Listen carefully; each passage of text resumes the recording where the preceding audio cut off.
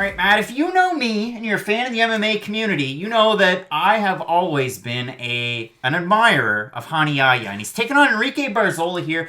First time out for Rani Yahya since UFC 234, where he's on the losing end of a decision against Ricky Simon. And he's taken on Peru's Enrique Barzola, who's been on a bit of a run. I mean, since he joined the UFC from the Ultimate Fighter Latin America Season 2, he won it at lightweight.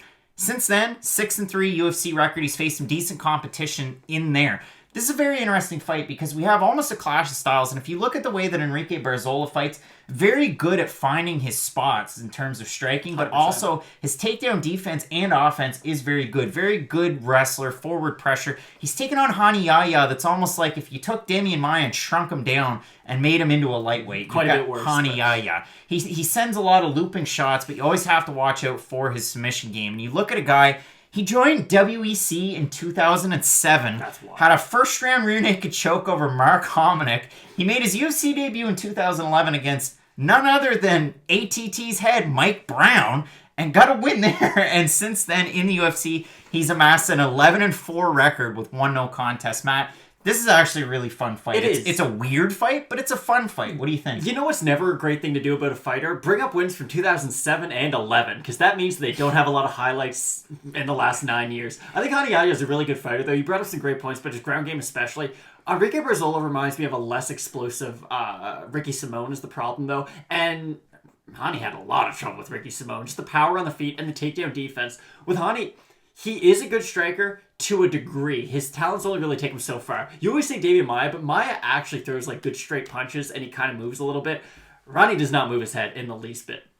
And against Barzola, who's a very good volume striker, and he's got really good takedown defense, I think it's going to be a problem. Barzola, the big problem with his career has just been inconsistency. We've seen some performances where he looks really good. He'll get like 7 takedowns and 100 significant strikes and be like, wow, he could really have a great future. Then you look at another fight where he gets takedowns 7 times and he gets hit 100 times. So it just, both guys are fairly inconsistent if we're being honest. But I do feel like Enrique Barzola just has a good skill set to counter what Rani Yahya brings to the cage. And odds makers agreeing with you to an extent. I mean, Enrique Barzola sitting at a -160, Yahya at a +130. If you look over on Tapology, actually people are disagreeing with the odds and at 421 votes, 61% going with Rani Yahya, and 66% saying he's going to win by submission. Now, Matt, I want to say this near the end.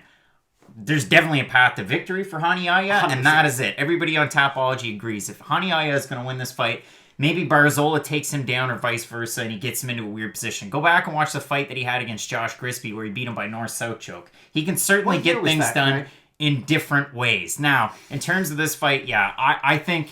just based on recent track record, and he was on a decent little win streak, but it wasn't over good competition. I mean, it's not like Russell Doan's lighting the world on fire anymore in the UFC, but Enrique Barzola, like you said, good forward pressure, good takedown defense and offense, and a volume striker. I'm going to be going with Enrique Barzola here. That must hurt you a lot to say. I agree 100%. I think he's going to win by decision. I don't know if this will be the most exciting fight on the card, but it's definitely going to be a really fun fight between two good grapplers. And you're not going to want to miss the rest of our predictions for UFC Brasilia. Lots of fun fights on this card. Great year for MMA, and as always, Matt, with Fight Night Picks. Let's get into it.